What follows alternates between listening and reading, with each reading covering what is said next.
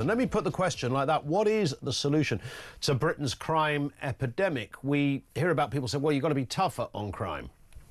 Remember your man Blair back in the day, tough on crime, tough on the causes of crime, a way to sort of appease both parts of his party and the wider country. Yes, we've got to be tough, but we've also got to work out why people carry out crime. Spoiler alert, because they can.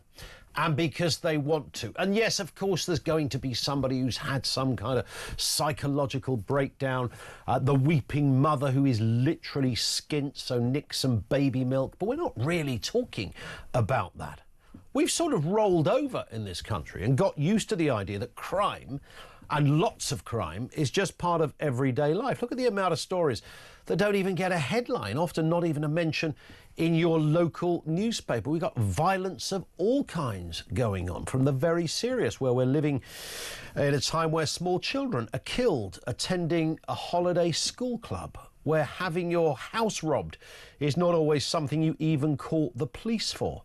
Football fans mowed down by a car while celebrating. Theft and violence hardwired into UK life. I mean, what is the answer to all of that?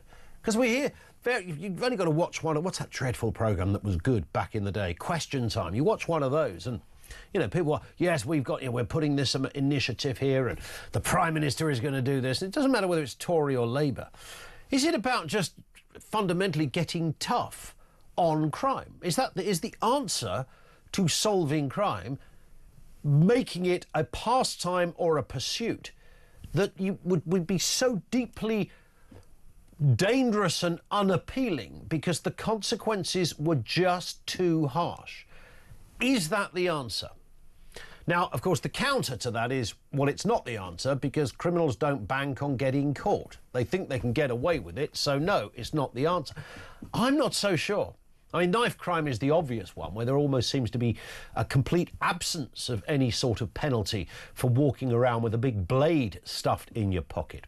Today, and this is how bad it is, Keir Starmer has been warned by 6 of Britain's top and most senior police chiefs that he will be unable to deliver his flagship pledges to cut crime without serious investment. They said pledges to halve knife crime, rates of violence against women and girls, and recruiting 13,000 additional police officers into neighbourhood policing are all at risk. They have warned that a failure to give policing sufficient funds will signal a return to austerity that crippled police forces and shrank police numbers back in 2010 onwards.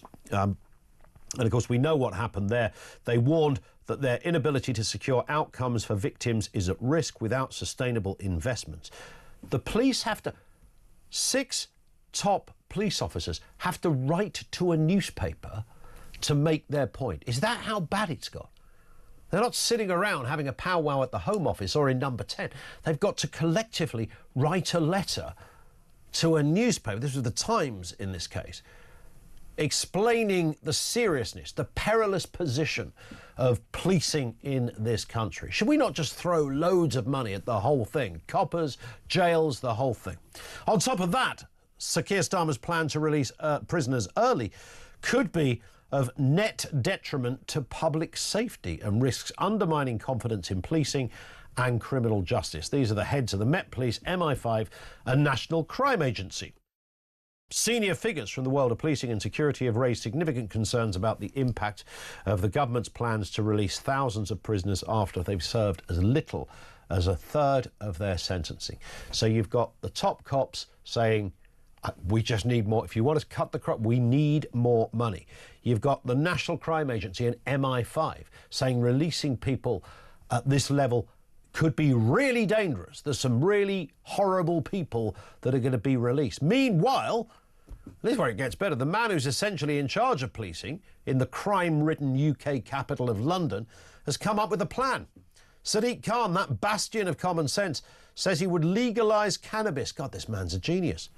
Presumably everybody will be so zonked out of their heads on puff that they'll no longer want to commit crime. Is that part of his thinking? So what is the answer?